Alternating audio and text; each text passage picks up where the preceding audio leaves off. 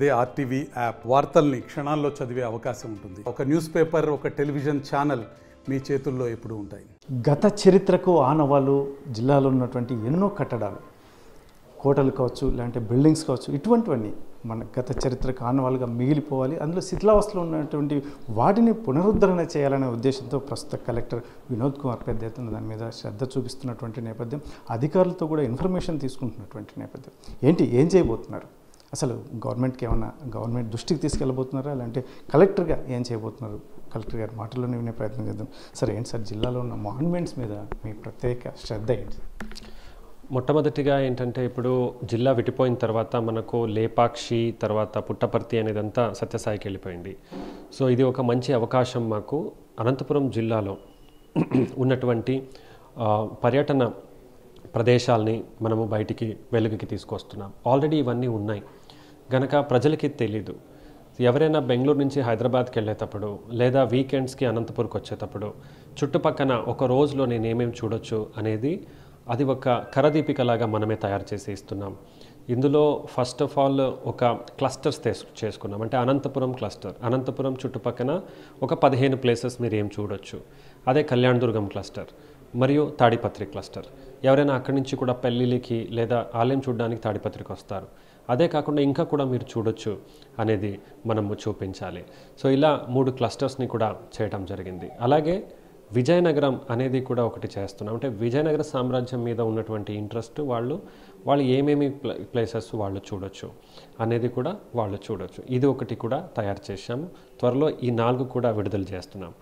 ఇది కాకుండా మొన్న జరిగిన ప్రపంచ టూరిజం దినోత్సవంలో ఆల్రెడీ 3 సర్కిట్స్ కూడా మనము రిలీజ్ చేయడం జరిగింది. ఒకటి ఏంటంటే ఎకో టూరిజం సర్కిట్స్, అంటే అనంతసాగరం చెరువు ఉండొచ్చు, మిడ్ పెన్నార్ రిజర్వాయర్ డ్యామ్ ఉండొచ్చు. ఇది ఇంకొకటి రిలీజియస్ సర్కిట్, అంటే ఆలయాలు చూడడానికే వస్తారు వయోవృద్ధులు ఉండొచ్చు, లేదా నమ్మకం కలిగే వాళ్ళు. ఏ ఫేమస్ టెంపుల్స్ ఉన్నాయి, మనకు గుంతకల్లో ఉన్నటువంటి నెట్టికంటి ఆంజనేయ స్వామి టెంపుల్ ఉండొచ్చు.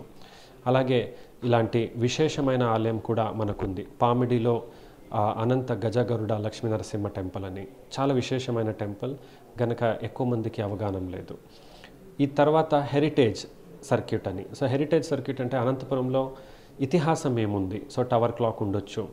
అలాగే కలెక్టరేట్ కూడా ఒక ఇతిహాసం కలిగి ఉంటుంది. డిస్ట్రిక్ట్ జడ్జ్ వారి కార్యాలయం ఉండొచ్చు. పీస్ మెమోరియల్ హాల్ ఉండొచ్చు. ఇవి ఒక చేశాం. సో 3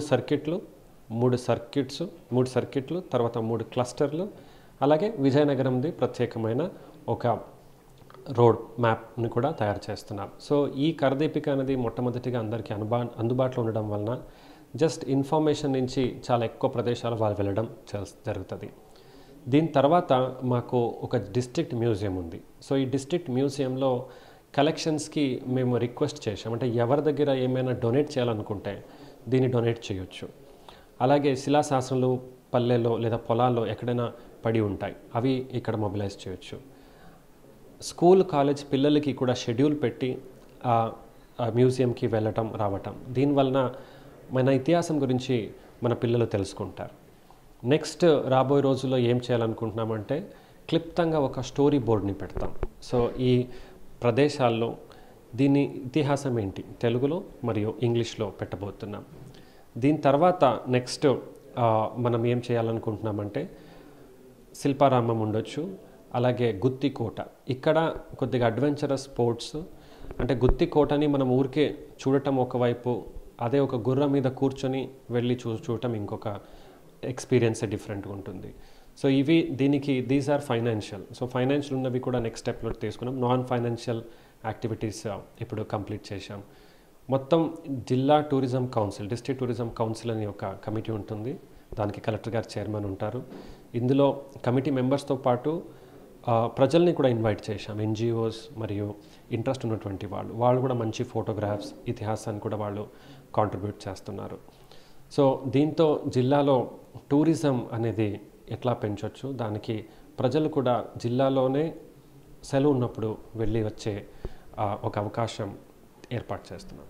ముఖ్యంగా మీరు అన్నట్టు గుత్తికోట అనేది గతంలో చరిత్ర, అటువంటి పరిస్థితుల్లో ఇప్పుడు శిథిలమవుతున్నటువంటి నేపథ్యంలో పూర్వవైభవం వచ్చే అవకాశం ఉందంటారా? ఖచ్చితంగా ఆ రకంగా ముందుకు అడుగులు పడే పరిస్థితి ఉందంటారా? అంటే ఇప్పుడు ఇది ఆర్కియాలజికల్ సర్వే ఆఫ్ ఇండియా ఆవరణంలో ఉన్నటువంటిది. సో అక్కడ మనం ఏమైనా డెవలప్మెంట్ యాక్టివిటీ తీసుకోవాలంటే వాళ్ళ పర్మిషన్ మనకు కావాలి. సో కాబట్టి ఆర్కియాలజీ సర్వే ఆఫ్ ఇండియా వాళ్ళు కూడా మనం కమిటీలో ఇన్వైట్ చేయడం జరిగింది. అలాగే ఇప్పుడు మన తాడిపత్రి చింతల వెంకటరమణ స్వామి టెంపుల్లో కూడా ఒక పిల్లర్స్ కొద్దిగా ఒక వైపు బెండ్ అవుతుంది, ఒక వాల్తా ఉంది. సో ఇవన్నీ కూడా డిస్ట్రిక్ట్ టూరిజం కౌన్సిల్ తరపు నుంచి లిఖితపూర్వకంగా మేము వాళ్ళకి రాసి పంపిస్తున్నాం. సో దాని నుంచి వాళ్ళకు కూడా రెస్పాన్సిబిలిటీ అనేది ఫిక్స్ అవుతుంది. సో ఇంతే కాకుండా రాబోయే రోజుల్లో మనము ఎన్ఆర్ఈజిఎస్ కింద కూడా ఇవన్నీ గ్రామీణ ప్రాంతంలో ఉంటాయి కాబట్టి సో ఎన్ఆర్ఈజిఎస్ కింద చుట్టుపక్కన మనము వాటర్ కన్జర్వేషన్ స్ట్రక్చర్స్ పెట్టడం, సో అప్పుడు చుట్టుపక్కన పచ్చదనం అనేది వస్తుంది, ప్లాంటేషన్ పెడతా ఉన్నాం. సో ఇట్లా మన చేతుల్లో జిల్లాలోనే మనం ఏం చేయగలుగుతాము అవి ఒక కన్వర్జెన్స్ మోడ్లో ఇవి బాగా చేసే ప్రక్రియలో ఉన్నాం. సార్ ముఖ్యంగా ఇప్పుడున్న పరిస్థితులు మనకు టౌన్లో కూడా చాలా పెద్ద, ఎందుకంటే గతంలో మనకు అక్కడ కోర్టుగాను ఇలాంటి ఇప్పుడు ప్రస్తుతం అయితే పాఠశాలగా ఉపయోగపడుతుంది. ఓల్డ్ టౌన్లో మీరు కూడా వెళ్ళి సందర్శించారు. అక్కడి దగ్గరలోనే ఒకటి అప్పట్లో ఏర్పాటు చేసినట్టు హాస్పిటల్ కూడా ఇటువంటి, ఎందుకంటే వీటి నమూనాలు అట్లాగే ఉండేటట్టు ఏమైనా మీరు ప్రభుత్వ దృష్టికి తీసుకెళ్ళి, ఎందుకంటే ఏమాత్రం డిస్టర్బ్ కాకుండా ఇప్పటికైతే అక్కడక్కడ డిస్టర్బ్ అవుతుంది, దాని మీద ఏమైనా ప్రత్యేక శ్రద్ధ పెట్టాము? ఖచ్చితంగా ఆల్రెడీ ఒక ప్రొసీడింగ్స్ని మనం ఇష్యూ చేశాము. ఈ ప్రొసీడింగ్ ఏంటంటే జిల్లా కలెక్టర్ గారు అన్ని పురాతనమైన వస్తువులు కావచ్చు, దీన్ని ఒక కస్టోడియన్ ఉంటారు, is the custodian of all the monuments. అట్లాగే క్షేత్రస్థాయిలో రెవెన్యూ డివిజనల్ ఆఫీసర్స్, మండల స్థాయిలో తహసీల్దార్స్ దీని బాధ్యతని ఫిక్స్ చేస్తూ ప్రొసీడింగ్ అనేది మనం ఇష్యూ చేశాం. ఇందులో నంబర్ 1 హై స్కూల్ అనేది ఫస్ట్ సబ్ కలెక్టర్ ఆఫీస్ అది థామస్ మున్రో గారు అక్కడి నుంచి పనిచేశారు. సో ఇది కూడా పర్యటన చేయటం జరిగింది. అక్కడ కూడా ఒక రాయి ఉంది, అందులో ఆ ఇతిహాసం రాసి ఉన్నారు. సో ఇక్కడ we're going to now put a story board. So ఒక డిజైన్తో బోర్డు పెట్టి తెలుగులో ఇంగ్లీష్లో దీని స్టోరీ గురించి మనం పెడతాం. అంటే ఏమి నమ్ముతున్నామంటే ప్రజలు కూడా దీని గురించి తెలుసుకుంటే వాళ్ళే బాధ్యతని కలిగి దీన్ని కాపాడతారు. అధికారులు వెళ్ళి కాపాడే ప్రక్రియ అంటే వాళ్ళకి ఆ ఓనర్షిప్ అనేది రాదు అనేది. ఇది మన ఒక wealth, cultural and historical wealth. దీన్ని అందరూ కూడా సమన్వయంతో కాపాడాల్సిన అవసరం ఉంది. అలాగే ఇది పాడు కాకుండా ఇప్పుడు మొన్న పంపనూరులో ఉన్నటువంటి ఒక పంపనూరు కోనేరులో యాక్చువల్లీ ఒక చిన్న పిల్లోడు నాకు ఒక అమ్మాయి నాకు లెటర్ రాశారు. అక్కడ ఒక టర్టల్ ఉంది, అది మొత్తం ప్లాస్టిక్ ఉంది, అన్నీ కూడా నీళ్లు క్లీన్గా లేదు, క్లీన్ చేయండి అని నాకు ఒక లెటర్ రాస్తే వెంటనే మన అధికారులను పంపించి క్లీన్ చేయించాం. సో అలాగే ఒక ఐడియా వచ్చింది, అన్ని రిలీజియస్ ప్లేసెస్లో ఇక్కడ కోనేరు ఉంది, దాన్ని మనం క్లీన్ చేసి వైట్ వాష్ చేయిస్తామని. సో అవి కూడా మనం చేయబోతున్నాము. ఖచ్చితంగా ప్రొటెక్ట్ చేయాల్సిన అవసరం చాలా ఉంది. పాత కోనేరును ఒక డస్ట్బిన్ లాగా వాడుతూ ఉన్నారు, అవి కూడా క్లీనప్ చేసే ప్రక్రియని మనం టేకప్ చేశాము. ఖచ్చితంగా అందరూ ఒక సమన్వయంతో శిథిలావస్థకి వెళ్లకుండా టేకప్ చేస్తాం. కొన్ని డిపార్ట్మెంట్ పరిధిలో ఉన్నాయి. సో అక్కడ డిపార్ట్మెంట్లోనే ఉన్నటువంటి ఫండ్స్ నాకు నివేదిక పెట్టమని అడిగాను. నేనే అక్కడ శాంక్షన్స్ ఇచ్చి దాన్ని కూడా బాగా చేస్తాం. సార్ ఫైనల్గా సార్ ఇప్పుడు మన గత చరిత్రకు ఆనవాళ్ళు ఉన్నటువంటి వాటి మీద స్టూడెంట్స్ ఎలా మెలగాలి అంటారు, వారికి మీరు ఇచ్చే సలహా ఏంటి సార్? ఏం చెప్తారు అసలు స్టూడెంట్స్ వీటి మీద? ఎందుకంటే చరిత్రకు ఆనవాళ్ళు అయినటువంటి స్టూడెంట్స్ తెలుసుకోవాల్సి చాలా ఉంటాయి, వీటి మీద మీరేం చెప్తారు సార్? నేను ముఖ్యంగా upcoming citizens of India, so చిన్న పిల్లలకి స్కూల్ కాలేజీలో చదువుతున్న వాళ్ళకి నేనేం చెప్తానంటే ఫస్ట్ మా ఊరు గురించి మనం తెలుసుకోవాలా. ఏదో విదేశాల్లో వేరే పశ్చిమ రాష్ట్రాల గురించి, రాజ్యాల గురించి తెలుసుకోవడం, ఫస్ట్ మా ఊరు గురించి తెలుసుకోవాలా, మా జిల్లా గురించి తెలుసుకోవాలి. మా జిల్లాలోనే సాకಷ್ಟು చాలా ఇతిహాసం ఉన్నటువంటి ప్రదేశాలు ఉన్నాయి, అవి పర్యటించాలి.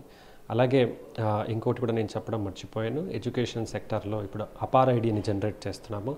అది అయిన తర్వాత డిసెంబర్ నెలలో లోకల్ పర్యటన కూడా పెడతాం. అంటే ఒక వాళ్ళ స్కూల్ దగ్గర ఉన్నటువంటి ఒక ఇతిహాసం కలిగినటువంటి పర్యటన ప్రదేశానికి టీచర్సే తీసుకెళ్ళి ఆ ఇతిహాసాన్ని ఒకటి తెలియజేస్తారు.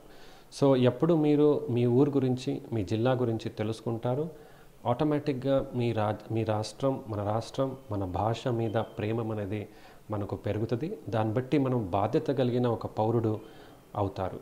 సో ఖచ్చితంగా అన్ని ప్లేసెస్ని మీరు విజిట్ చేసి మన ఇతిహాసం గురించి తెలుసుకొని గర్వించమని కోరుతున్నాను. Thank you. ఇది మొత్తం మీద అనంతపురం జిల్లా కలెక్టర్ వినోద్ కుమార్ గారు చెప్తున్నటువంటి విషయం. మొత్తం మీద ఈ ఆనవాయితీ ఏదైతే ఉందో మాన్యుమెంట్స్ విషయంలో మాత్రం విద్యార్థులకు ప్రత్యేకంగా వారికి ఏంటంటే వారి చరిత్ర తెలుసుకోవాల్సిన అవసరం ఉన్నటువంటి నేపథ్యం. ఇటువంటి పరిస్థితుల్లో ప్రభుత్వ పరంగా కూడా చేయాల్సిన పనులు చేస్తాం. ఇంకా వీటికి కావాల్సిన అంశాల మీద కూడా పూర్తిగా కూలంకషంగా తెలుసుకున్న తర్వాత ఏదైతే ఉన్నా మాన్యుమెంట్స్ని కాపాడే బాధ్యత తీసుకుంటూనే అక్కడ ప్రజలను కూడా బాధ్యతాయుతంగా వాళ్ళు మెలిగేటట్టు చేసే బాధ్యత తీసుకుంటాం. ఇటువంటి పరిస్థితుల్లోనే అనంతపురంలో ఉన్నటువంటి మాన్యుమెంట్స్ని కాపాడుకోవాల్సిన బాధ్యత ప్రజలపై కూడా ఉందని బయట నుంచి వచ్చే వాళ్ళే కాకుండా సొంతంగా ఇక్కడ జిల్లా వాళ్ళు కూడా వీటి గురించి తెలుసుకుంటే, ముఖ్యంగా స్టూడెంట్స్ తెలుసుకుంటే వారి భవిష్యత్తు కూడా ఉపయోగపడుతుంది అని చెప్పేసి జిల్లా కలెక్టర్ వినోద్ కుమార్ చెప్తున్నటువంటి పరిస్థితి. కెమెరా పర్సన్ సుధాకర్తో చల్లాకి నాయుడు, RTV, అనంతపురం.